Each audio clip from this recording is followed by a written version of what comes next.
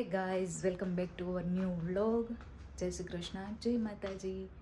તો જો આજે ફરી પાછો રેગ્યુલર ડેઝ ચાલુ.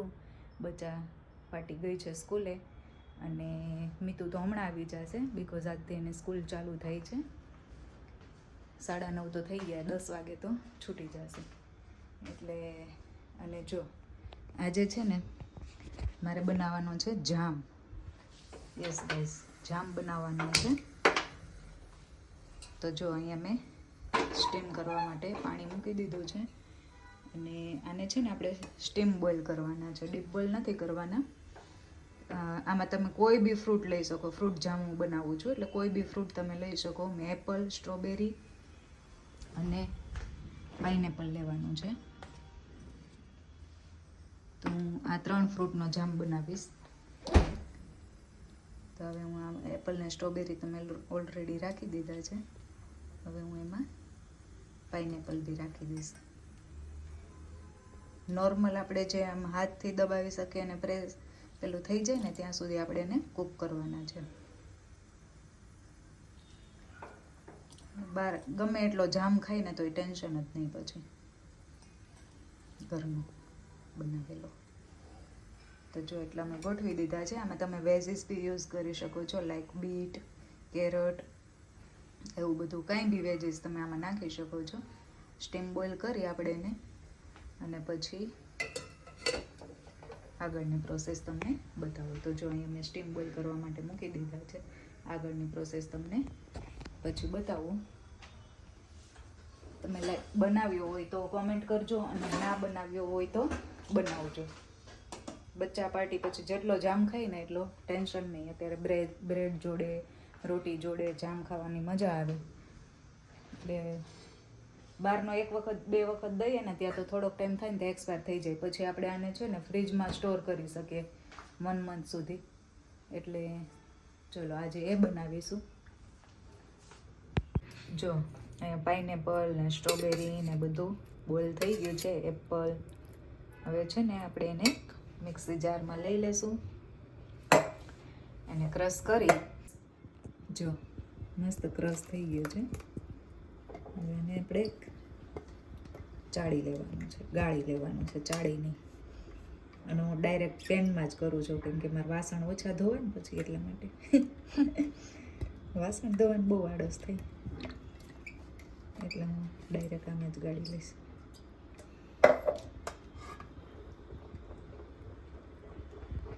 જો અહીંયા મસ્ત ગાળીને રેડી કરી દીધો છે. કન્સિસ્ટન્સી કંઈક આવી જ આવશે. હવે છે ને આપણે એને ગેસ ઉપર મૂકીશું. હવે જ્યાં સુધી જામ જેવું ઘટ ના થાય ને ત્યાં સુધી આપણે એને ધીમા ગેસે હલાવતા રહીશું. થોડીક આપણે ખાંડ નાખીશું. નેચરલ શુગર તો છે જ આમાં. સ્ટ્રોબેરી, પાઇનેપલ અને એપલની પણ થોડુંક જામ સ્વીટ હોય ને તો મજા આવે. એટલા માટે હું આમાં છે ને થોડી ખાંડ નાખીશ અને બસ આવી રીતના હવે એને જ્યાં સુધી ઘાટો ના થાય ને. આમાં થોડુંક બીટ નાખ્યું હોય ને તો મસ્ત રેડનેસ આવી જાય પણ મેં નાખ્યું નથી. બસ આવું જ ખાંડ પેલું સાકર નાખ્યું છે ને, તમે ખાંડ પણ નાખી શકો છો.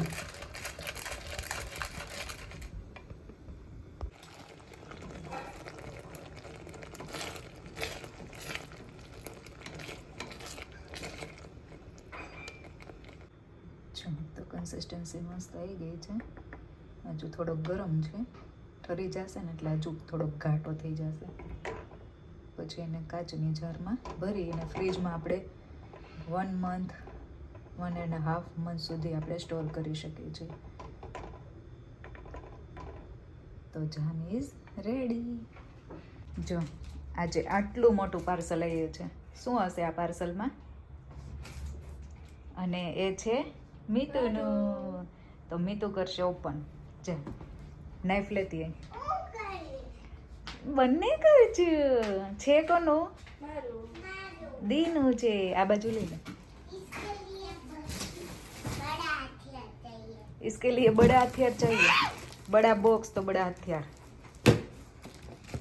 થઈ ગયા.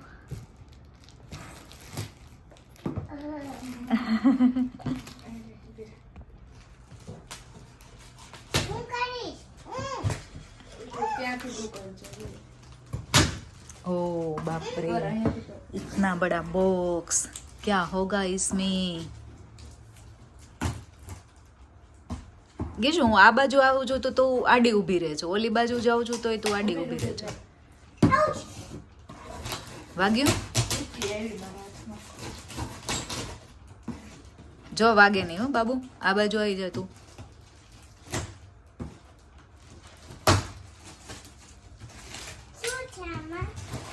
બુકનો. ઓ આ તો ચેર છે.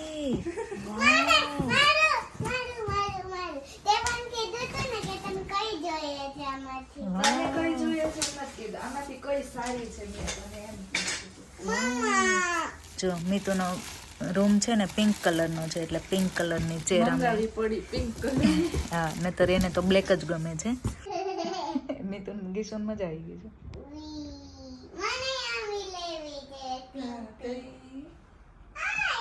બસ ચક્કર આવશે હવે.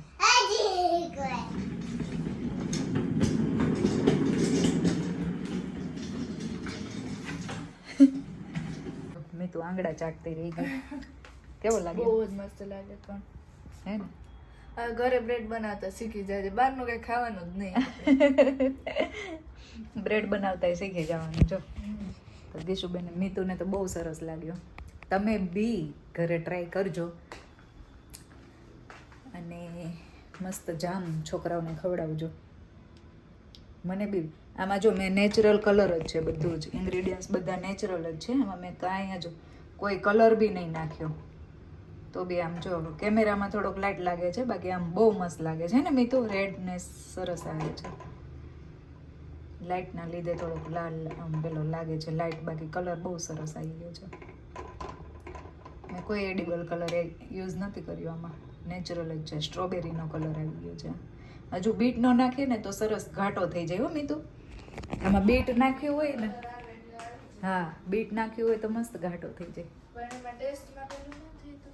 સુગર એટલે આવી જાય ને સાકર, એટલે વાંધો નહીં આવતો હોય, ખબર નહીં. નેક્સ્ટ ટાઈમ એવું ટ્રાય કરશું આપણે. ચલો તો જો ગીશુને લેવા જવાનો ટાઈમ બી થઈ ગયો છે. નીચે બ્રોકલી બાફવા મૂકી દીધી છે, ઉપર કેરટ અને બીટ બાફવા માટે મૂકી દીધા છે. તો ચલો મળીએ આગળ.